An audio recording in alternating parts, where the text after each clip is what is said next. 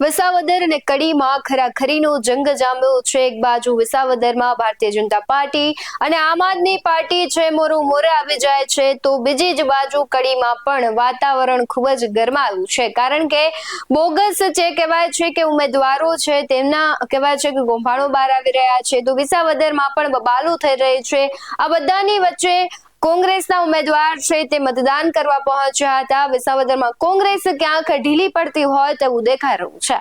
નમસ્કાર, આપની સાથે હું ભગવતી વિશાવડિયા। વિસાવદરની વાત કરીએ તો બપોર સુધીમાં વિસાવદરમાં 39 એટલે 40% જેટલું મતદાન થઈ ચૂક્યું છે। એની સામે કડીમાં પણ 36-37% જેટલું મતદાન થઈ ચૂક્યું છે। સવારના 7:30 વાગ્યાથી લોકો મતદાન કરવા માટે ઉમટ્યા છે અને લોકોમાં પણ ઉત્સાહ જોવા મળી રહ્યો છે। ખાસ કડીમાં છે તે કોંગ્રેસ અને ભાજપ આમને સામને છે, તો વિસાવદરમાં આમ આદમી પાર્ટી અને ભાજપ આમને સામને છે। વિસાવદરમાં કોંગ્રેસ છે તેના ઉમેદવાર છે તે કહેવાય છે પરિવાર સાથે છે તે મતદાન કરવા પહોંચ્યા હતા।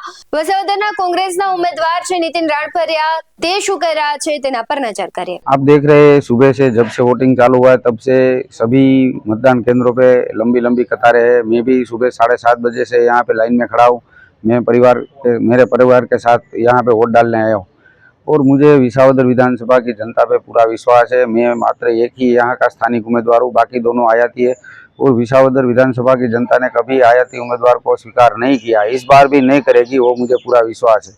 और आखिरी के 15 दिन में जो बीजेपी वालों ने और आम आदमी पार्टी ने पैसे दारू जो नाटक किए और विसावदर विधानसभा की जनता को जो गुमराह किया वो सब देख रहे हैं और मुझे पूरा भरोसा है कि विसावदर विधानसभा की जनता मेरे साथ रहेगी और मुझे जंगी बहुमती से विजय बनाएगी। જે પ્રમાણે તે કહી રહ્યા છે કે તે પોતે સ્થાનિક ઉમેદવાર છે અને તેમનો લાભ કદાચ તેમને મળી શકે છે, કારણ કે કિરીટ પટેલ અને ગોપાલ ઇટાલિયા બંને આયાતી ઉમેદવારો છે। અત્યારે રસાકસીનો જંગ જામ્યો છે।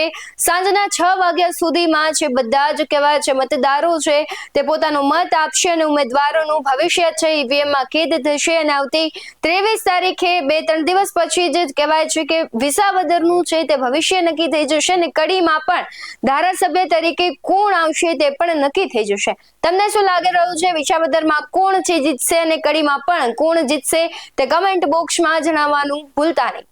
આવા જ વધુ અહેવાલો સાથે ફરી મળતા રહીશું। તમે અમારી YouTube ચેનલને સબસ્ક્રાઇબ કરવાનું, અમને Facebook અને Instagram પર ફોલો કરવાનું ભૂલશો નહીં। બાકી અવનવી અપડેટ્સ મેળવવા માટે આપ જોતા રહો BS9 TV ન્યૂઝ। નમસ્કાર।